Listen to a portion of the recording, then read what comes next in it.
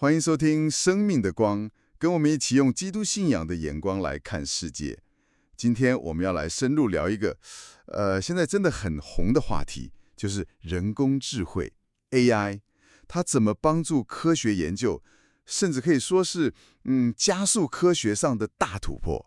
对，这个题目很有意思，发展的也非常快。我们手边有几份资料，特别是您分享的从基督教视角看人工智慧与科研时间的压缩，还有 AI 科研潜力大爆发，秒解博士难题，未来科学研究靠它了这2篇。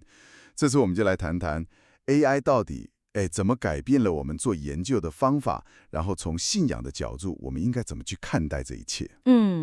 那我们先来看看 AI 在研究上那个速度跟能力，有些例子哇，真的蛮惊人的，像是那个 AlphaFold 3啊，对 ，Google 那个，对，听说它可以很快的预测像蛋白质怎么折叠这种很复杂的分子结构。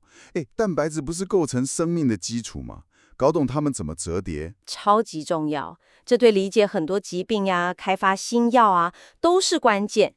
以前这个可能真的要耗掉一个博士生好几年的时间去摸索。对啊，好几年。现在听说很快。没错，这就是 AI 厉害的地方。它不只是快，它等于是从根本上改变了研究的流程。你想想看，AI 可以处理非常非常大量的数据，然后找出人脑可能很难发现的模式。像大海捞针一样。对，文章里提到一个叫 AutoSR 的平台，它是专门做那个系统综述的。这种研究需要研究员看超多文献，真的是大海捞针。这个我知道，非常花时间。结果这个平台，它把原本预计可能要12年的工作量12年？在2天之内完成，速度提升了大概3000倍，而且筛选的灵敏度和数据提取的准确率，都比传统方法还要好。哇，12年变2天，这太夸张了。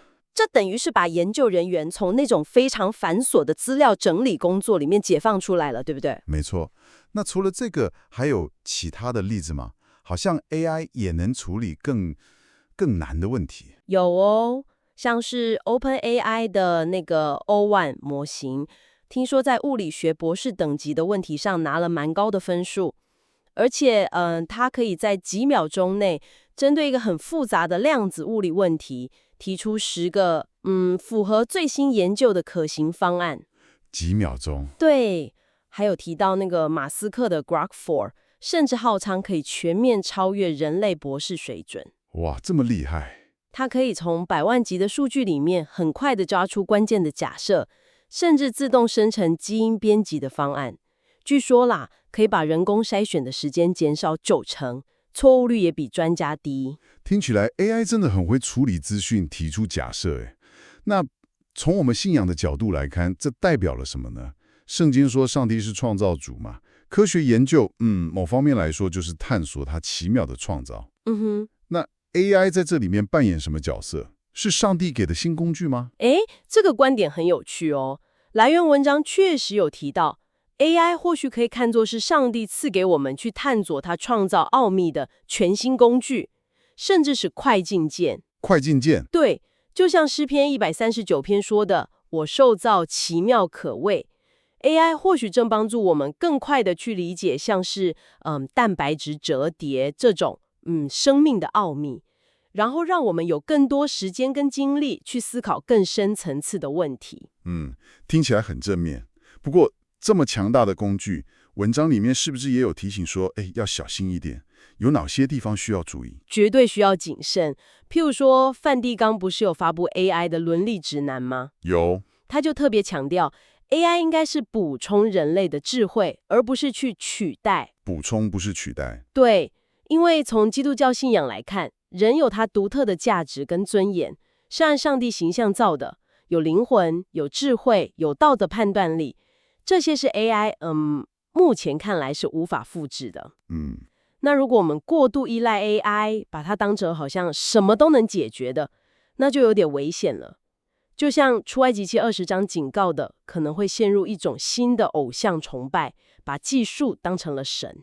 这个提醒很重要。这也点醒我们，做研究不只是求快求新，那个目的是什么，对不对？完全正确。AI 加速了过程，但是我们研究的目的是什么？为了名，为了利，还是像哥林多前书提醒的，无论做什么，都要为荣耀上帝，造福人群。这个终极目标不能忘。文章里有一段话总结得蛮好的，就是提醒我们基督徒该用什么态度来面对 AI。我记得大概意思是说，我们要感恩，对吧？感谢上帝赐给人智慧去发展 AI。对，要感恩，但同时也要谨慎，谨慎。小心不要掉进技术的陷阱里面，然后要积极的去使用它，用它来帮助我们更深的认识上帝的创造。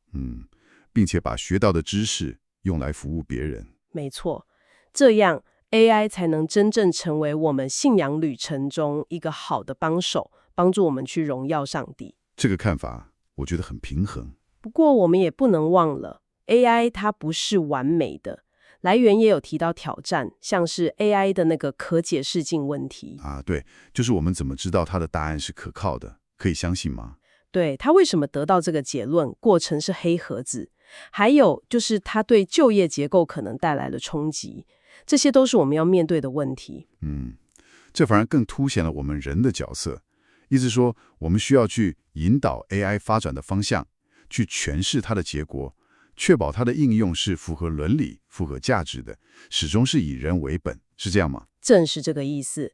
技术本身是中性的，关键在于我们怎么去使用它。好，那总结一下今天谈的，我们看到了 AI 在加速科学研究上确实有非常巨大的潜力。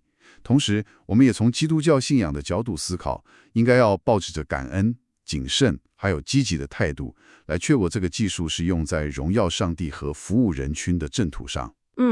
那么最后留给听众朋友们思考的是，当知识获取的速度因为 AI 而变得这么快之后，我们要怎么样确保自己追求的是真正的智慧，而不仅仅是大量资讯的快速累积？对，这是个好问题。而这些被加速获得的知识，又应该如何最好的转化成为服务他人以及爱的行动呢？值得我们好好想一想。感谢您的收听，我们下次再见。下次再见。